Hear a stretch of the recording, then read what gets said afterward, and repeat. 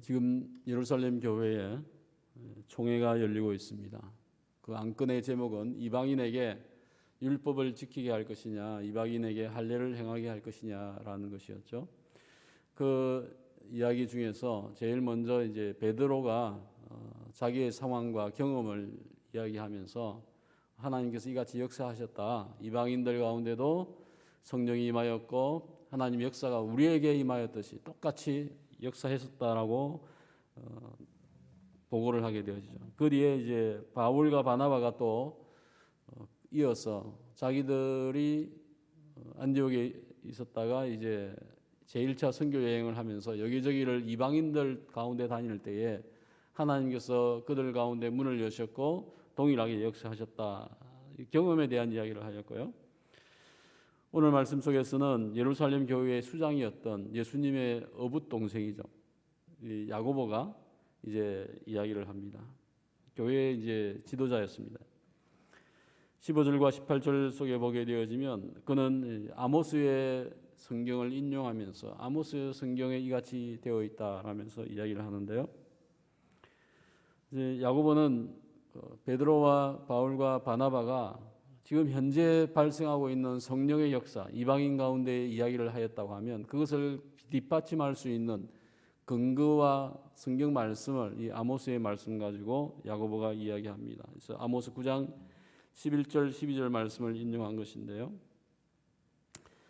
무슨 얘기입니까? 메시아가 다시 와서 무너진 다윗의 장막을 다시 짓는다고 하는 것이죠. 그때는 모든 이방인이 주님을 찾고 주님을 소유하게 되어진다. 새로운 우리가 고대하고 있던 메시아가 나중에 온다고 하면 그때에는 지금과 틀리다고 하는 거죠. 지금은 유대인 중심의 어떤 신앙의 공동체를 하나님께서 주셨지만 메시아가 오게 되어지면 모든 이방인에게 이 구원의 기회가 주어지고 그들도 주님을 만나게 되어지고 주님을 소유하게 되어진다. 여기 찾는다고 했는데요. 또 소유한다는 뜻도 냅니다. 그래서 하나님을 소유하게 되어진다라고 하는 그 아모스 9장의 말씀을 인용하면서 지금 메시아가 오셨고 예수님이 오셨다고 하면 그 은혜가 오늘 유대인에게 머무는 것이 아니고 유대인이요 처음에는 유대인이지만 그 다음에는 헬라인이다라고 이야기하듯이 모든 이방인에게 똑같은 구원의 은혜가 주어짐을 이야기하고 있습니다.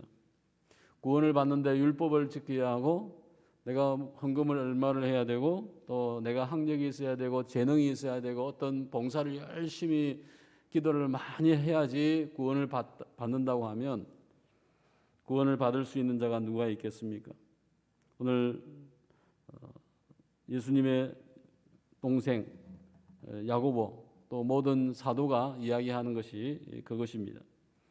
은혜를 받아서 구원을 받는다고 하는 것이 믿어서 구원을 받는데 그 믿음이 하나님의 은혜라고 하는 것을 그들 자신이 이미 알고 있었다고 하는 것입니다. 구약시대에는 어떠했습니까? 구약시대 역시 제사를 지내고 동물을 잡아서 하나님께 예배했지만은 그들 마음속에 믿음이 없다고 하면 그 죄사함이나 은혜가 주어지지 않습니다.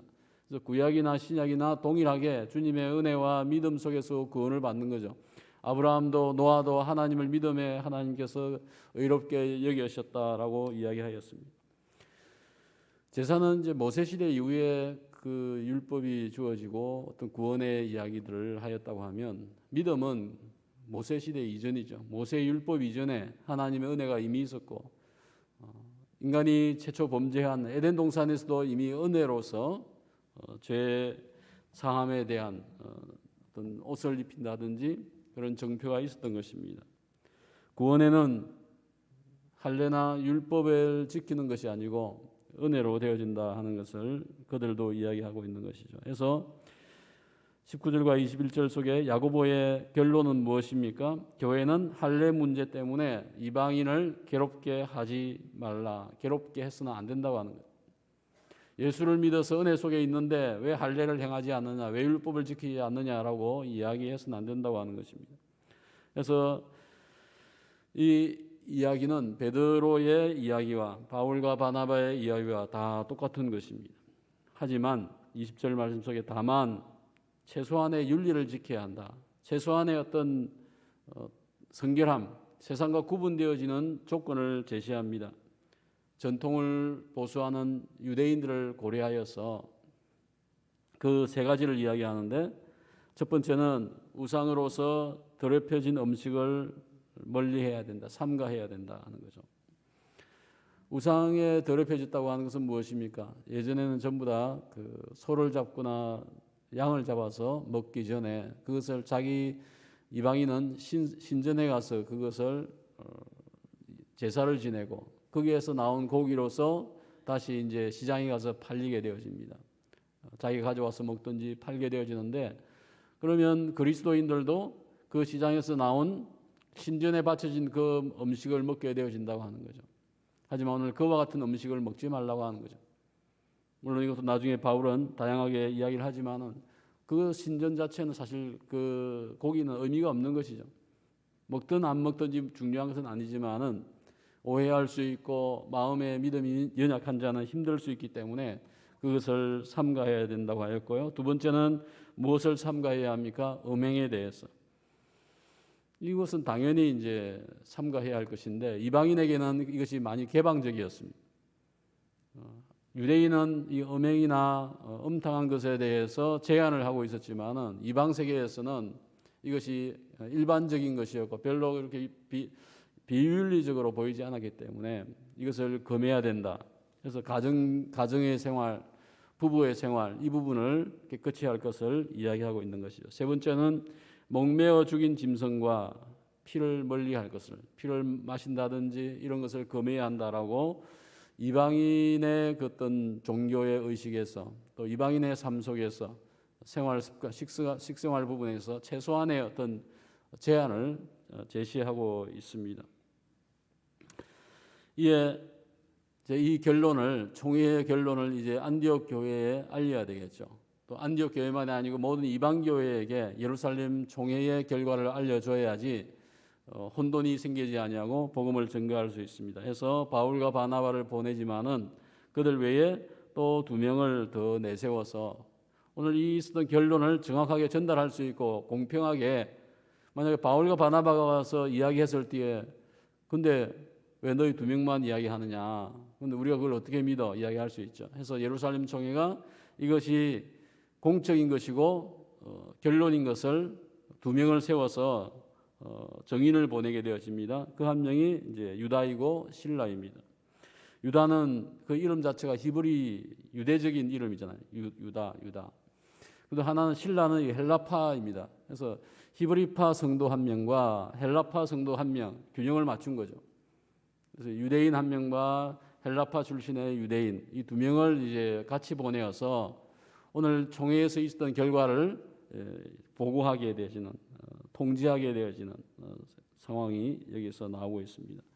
그리고 23절과 29절 속에서는 그냥 보낸 것이 아니고 또 편지를 썼습니다. 편지를 써서 여기에 있었던 내용을, 상황을 또 결론을 전달을 하게 되어지는 거죠. 이것을 전해줘서 안디옥과 수리아와 길리기아에 있는 이방인 형제에게 문안하노라 하면서 23절부터 이야기합니다. 그래서 우리 가운데 어떤 이가 너희 지시도 없이 교회의 허가를 받지 아니하고 막 충동적으로 가서 너희를 괴롭게 한, 마음을 혼란케 한 적이 있었다.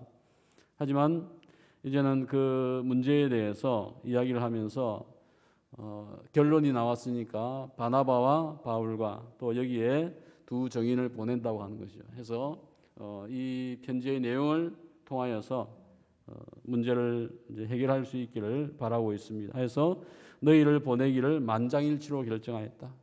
모두가 다 똑같이 이 문제에 대해서 동의하였고 이것을 만장일치했으니까 너희들도 이것을 수긍하고 수용할 것을 이야기하고 있습니다. 그래서 유다와 실라를 보내게 되어졌고요. 28절 말씀 속에 보게 되어지면 성령과 우리는 하고 이야기했습니다. 이 요긴한 것들 외에 아무 짐도 너희에게 지우지 아니하는 것이 옳다라고 이야기하였죠. 그래서 성령이 이 문제에 개입하셨고 하나님의 뜻이고 우리가 여기에 동의하고 우리가 일치한 것이다 라고 하는 것을 이야기합니다. 그래서 우상의 제물과 피와 목매어 죽인 것과 음행을 멀리할지니라 하고 이야기하고 있습니다. 오늘 말씀 속에서 저희는 25절 속에서 교회가 바울과 바나바를 칭찬을 하고 있는데요. 어떻게 칭찬했습니까? 우리 주 예수 그리스도의 이름을 위하여 생명을 아끼지 아니하는 자, 우리가 사랑하는 바울과 바나바라고 하였습니다. 예루살렘 교회가, 안디옥 교회가 바나바와 바울을 향하여서 어떤 마음을 가졌는가?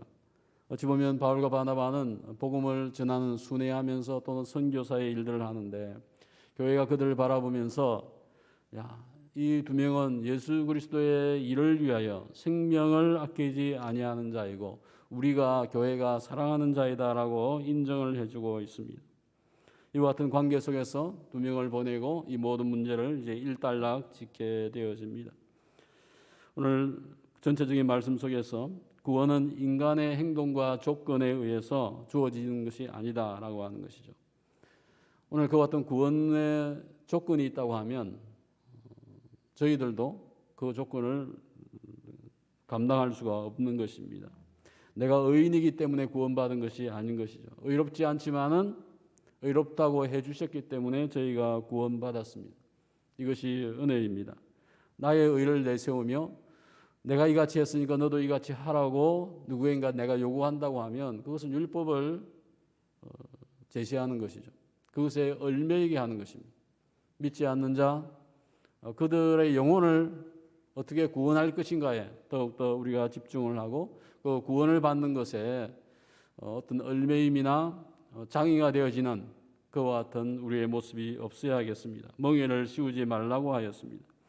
오늘 저희들도 은혜를 입은 자로서 연약한 자, 믿음이 필요한 자, 주변에 있는 자들을 돌보고 기도하면서 그들이 주님 앞에 나올 때 모든 장애를 없애고 길을 열어주는 것이 오늘 우리의 섬김이 되겠습니다.